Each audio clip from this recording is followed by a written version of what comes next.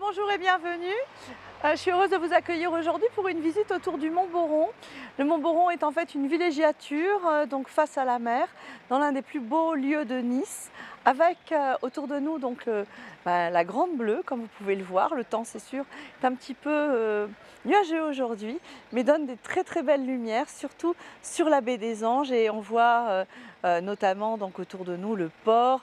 Nous surplombons en fait toute la courbe de la promenade des Anglais et au loin d'ailleurs Marina Baie des Anges avec ses magnifiques immeubles construits par Minangua à partir de la fin des années 60.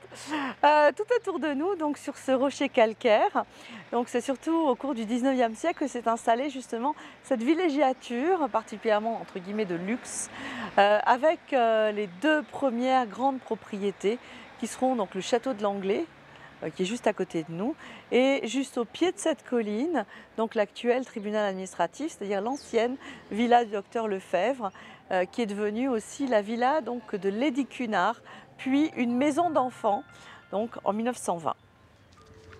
Le tribunal administratif, en fait, l'ancienne villa La Côte, puisque c'était les Cunard qui avaient baptisé ce lieu, donc la villa La Côte, va devenir une maison d'enfants.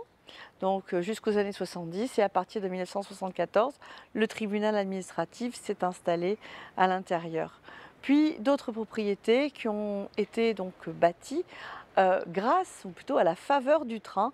C'est ça la villégiature justement qui va permettre donc l'explosion définitive des bords de mer et la construction de ces belles villas entourées de jardins extraordinaires comme la villa du vicomte Vigier ou bien encore de l'ancien préfet de la Seine, le baron Haussmann. Et nous allons donc nous promener à travers donc cette villégiature, ce lieu exceptionnel qui domine Nice, entre la Basse, la Moyenne Corniche et également donc ce que l'on appelle aujourd'hui l'avenue Jean Lorrain, puisque Jean Lorrain, donc cet auteur, est venu aussi durant de très nombreuses années passer l'hiver à Nice.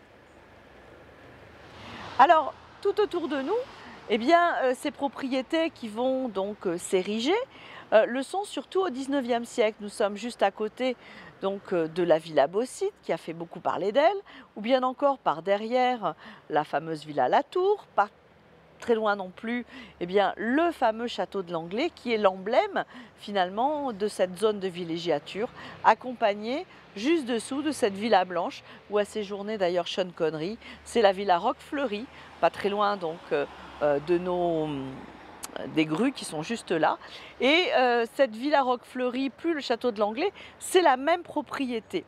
Une énorme propriété qui contenait donc des dizaines d'hectares et sur lequel Robert Smith, Lord Robert Smith, qui était donc féru de fortification, de dessin, grand architecte, qui travaillait pour l'armée des Indes et qui avait restauré le fort rouge de Delhi, a installé justement ce château qui est sa nouvelle propriété, sa nouvelle folie qu'il fait ériger donc aux alentours de 1854-1856.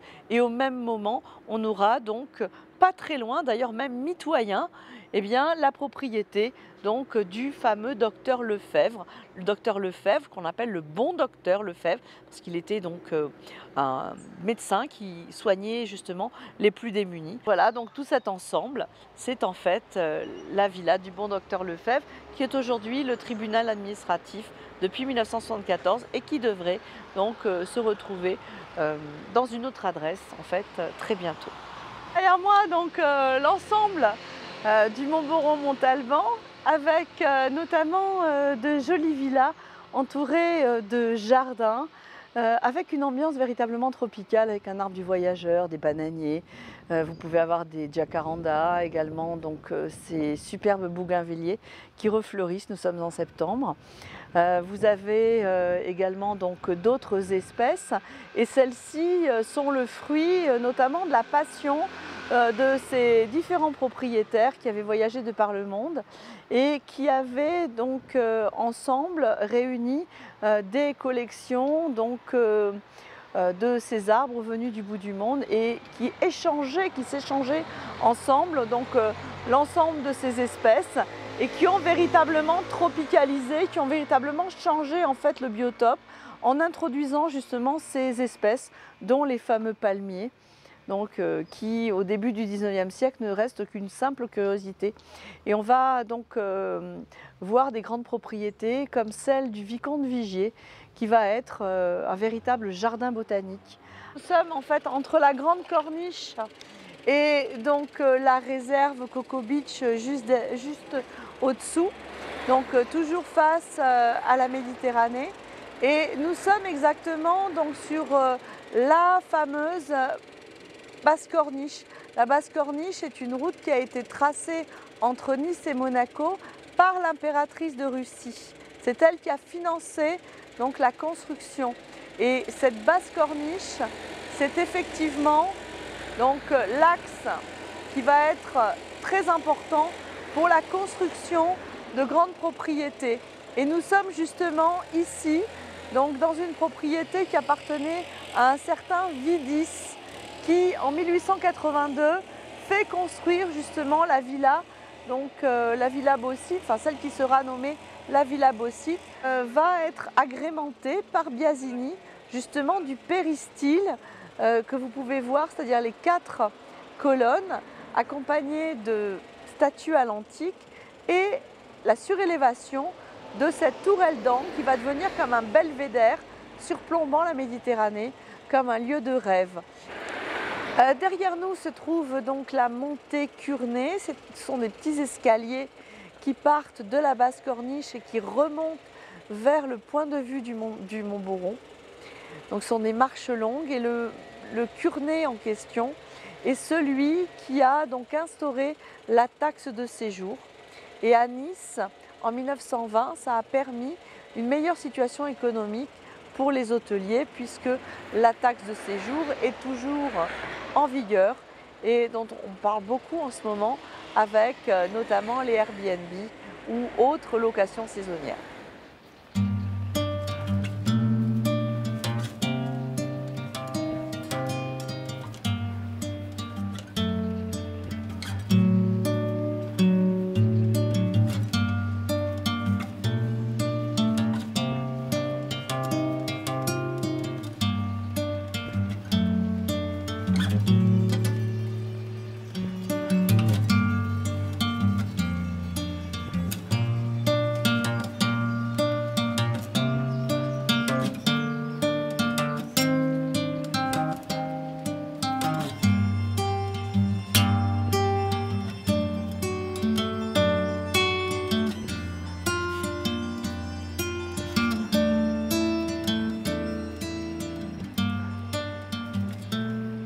Donc nous nous trouvons ici en fait sur ce promontoire. Tout autour de moi se trouvent justement les grandes villas qui ont fait la villégiature et qui ont notamment fait la réputation du Mont Boron avec ses magnifiques propriétés, que ce soit effectivement cette villa La Côte des Cunards et du docteur Lefebvre, mais aussi donc tout en haut la fameuse Folly Smith, c'est-à-dire l'une des toutes premières propriétés, puisque c'est en 1854 que Lord Robert Smith vient s'installer ici à Nice et qu'il achète justement donc, un nombre assez impressionnant d'hectares. Et ce terrain ira en fait du haut de la colline, c'est-à-dire aujourd'hui au Cap de Nice, c'est-à-dire à l'embranchement de la Basse Corniche. Et la propriété donc allait jusqu'à l'actuel palais Metterlink, ou tout au moins l'ancienne école anglaise, et descendait en fait jusqu'au promontoire. Tout ce qu'il y a derrière moi faisait partie de la villa Smith, et il y a en fait un mur de soutènement qui délimite les deux propriétés avec le docteur Lefebvre, et tous les deux ont eu parfois des différends concernant leur terrain et leurs limites un petit peu tortueuses. Devant nous, justement, le restaurant, l'ancien restaurant et hôtel de la réserve qui s'installe en fait à la fin donc, du 19e siècle. Un certain Balestre qui va investir pour réaliser le grand mur de soutènement que nous voyons ici face au séminaire pour installer donc cette bâtisse où l'on peut lire en fait le nom de réserve. Et cette réserve est en fait idéalement située puisqu'il y a juste donc à l'est, c'est-à-dire sur la gauche de la réserve, donc il y a des viviers où l'on va donc faire grandir des langoustes, des poissons. Et c'est en fait un restaurant justement de poissons et de fruits de mer très couru par les hivernants. Dans le visuel que vous pouvez donc admirer, eh bien, il y a notamment ce qu'il reste donc, du plongeoir construit en 1947 par Livieri. Et un petit peu plus loin se trouve le bâtiment du club nautique. Alors nous sommes en fait à la réserve en fait, sur le boulevard Franck Pilate, qui est celui qui a ouvert le club nautique niçois et qui en a fait une institution particulièrement reconnue pour ses régates et pour son club d'aviron. Donc cette promenade s'achève ici dans le parc Vigier, donc ce magnifique parc où vous pouvez à la fois donc, faire courir vos enfants ou encore faire quelques leçons de tai chi ou yoga par exemple. Donc c'est un très bel endroit qui surplombe justement toutes les infrastructures du port, club nautique et la réserve. Donc un des plus beaux lieux de Nice. Cette villégiature en vue du Mont Boron s'achève et n'hésitez pas donc à contacter le Centre du patrimoine de la ville de Nice au 04 92 00 41 90 pour participer à ces promenades. Celle-ci sur le Mont Boron a lieu le mercredi matin. Rendez-vous à 10 h donc sur le point de vue, donc à l'arrêt du bus le Miramar. Et vous êtes donc sur le boulevard du Mont Boron, donc situé entre la basse corniche et la moyenne corniche. Vous pouvez y aller avec le bus numéro 30 qui vous dépose exactement à l'endroit donc du départ de la visite. Le prix de la visite est de 5 € par personne ou de 2,50 € si vous bénéficiez de tarifs réduits. N'hésitez pas à nous contacter pour réserver, mais aussi donc pour demander donc, de faire cette visite si vous avez des groupes constitués ou si vous désirez donc un autre jour. Je vous remercie infiniment et donc appréciez donc, tous les reportages qui vous montrent justement les beautés de la ville. Au revoir, à bientôt.